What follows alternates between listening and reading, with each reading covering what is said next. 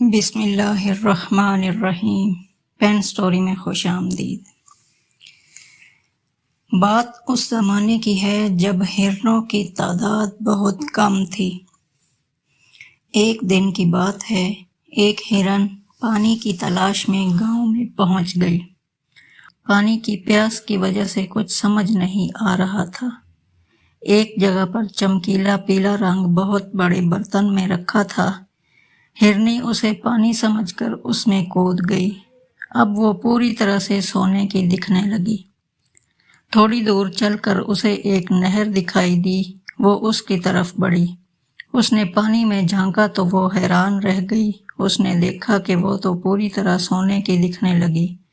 وہ پانی پی کر جنگل کی طرف دوڑ پڑی۔ وہ سوچ رہی تھی کہ اب سارے جانور میری عزت کریں گے۔ وہ اسی سوچ میں تھی کہ اچانک ایک لکڑہارے کی نظر اس پر پڑی۔ وہ اسے دیکھ کر حیران رہ گیا۔ لکڑہارے نے اس پر جال پھینکا۔ ہرنی سوچ میں تھی، اس لیے آسانی سے جال میں پھنس گئی۔ لکڑہارا روز جنگل میں لکڑیاں کاٹنے آیا کرتا تھا، لیکن اس نے پہلی بار سونے کا ہرن دیکھا تھا۔ وہ جلد ہی ہرن کو اپنے گھر لے گیا اور اسے گھر میں باندھ دیا۔ ہرن پریشان ہو گئی کہ اب وہ کس طرح جنگل واپس جائے۔ تھوڑے دن بعد اس نے یہاں سے بھاگنے کا خیال بھی دل سے نکال دیا، کیونکہ لکڑہارا جنگل سے روز لکڑیوں کے ساتھ ساتھ ہرن کے لیے میٹھے میٹھے پھل بھی لاتا تھا۔ ایک دن لکڑہارے نے سوچا کہ مجھے اس ہرنی کو اونچے دام میں بیچ دینا چاہیے۔ لکڑہارے نے کچھ ہی دنوں بعد اسے درزی کو بیچ دیا۔ اب درزی اسے اچھے اچھے کپڑے پہناتا اور اس کے ساتھ ہی اچھے اور مزیدار پھل کھانے کو دیتا تھا۔ کچھ دنوں بعد ہرن نے درزی اور ایک جوتے بنانے والے کو بات کرتے سنا۔ درزی جوتے والے سے کہہ رہا تھا کہ میرے پاس ایک سونے کا ہرن ہے، میں اسے بیچنا چاہتا ہوں، کیا تم اسے خریدو گے؟ یہ سن کر جوتے والے کی آنکھیں چمک گئیں۔ اس نے اسے خریدنے کے لیے 5 دن کا وقت مانگا۔ ہرن ان دونوں کی باتیں سن کر بہت اداس ہو گئی، کیونکہ درزی اس کا بہت خیال رکھتا تھا، اچھے اچھے پھل کھلاتا، اچھے کپڑے بھی دیتا تھا۔ ہرن کو مجبوراً جوتے والے کے گھر جانا ہی پڑا۔ ہرن نے جیسا سوچا تھا ویسا بالکل بھی نہیں تھا۔ جوتے والا بہت مالدار تھا۔ اس ننھے فنکار کا گھر بہت عالی شان تھا۔ آ کر بہت خوش تھی، کیونکہ جوتے والا لکڑہارے اور درزی سے بھی زیادہ ہرن کا خیال رکھتا تھا۔ ایک دن غلطی سے ہرن نے اپنے آگے کے پیر پانی میں ڈال دیے، تبھی اس کے پیروں کا رنگ نکل گیا۔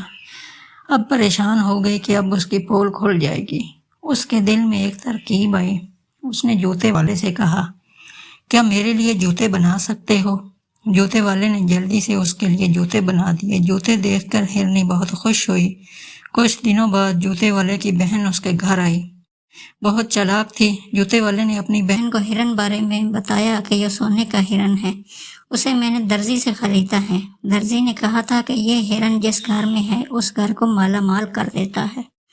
جوتے والے کی بہن سوچنے لگی کہ ضرور کچھ گڑبڑ ہے، یہ ہرنی سونے کی نہیں ہو سکتی۔ پھر اس نے جوتے والے سے پوچھا کہ یہ ہرن جوتے کیوں پہنے ہوئے ہے؟ تب جوتے والے نے اس کو بتایا کہ جوتے بنانے کے لیے اسے ہرن نہیں کہا تھا۔ اس نے غور کیا کہ نہ ہی ہرنی کبھی نہاتی ہے اور نہ ہی جوتے اتارتی ہے۔ بہن نے اپنے بھائی سے کہا کہ کیوں نہ ہم اسے سرکس میں بیچ دیں، لیکن اس سے پہلے ہمیں اسے بتلا دینا چاہیے۔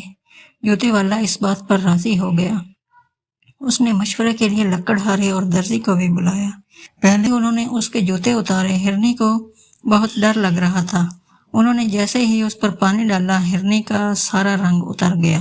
سبھی کے ہوش اڑ گئے۔ جوتے والے نے تحمل سے درزی سے کہا، یہ تم نے ٹھیک نہیں کیا، تم نے میرے ساتھ دھوکہ کیا۔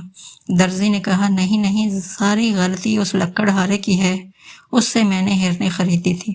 سبھی لکڑہارے کو مارنے کے لیے آگے بڑھے۔ تبھی ہرن نے سبھی کو سارا سچ بتا دیا۔ ہرن کی سچائی سے سب بہت خوش ہوئے۔ انہوں نے ہرن کو معاف کر دیا اور ہرنی چھلانگیں مارتے ہوئے جنگل کی طرف چلی گئی۔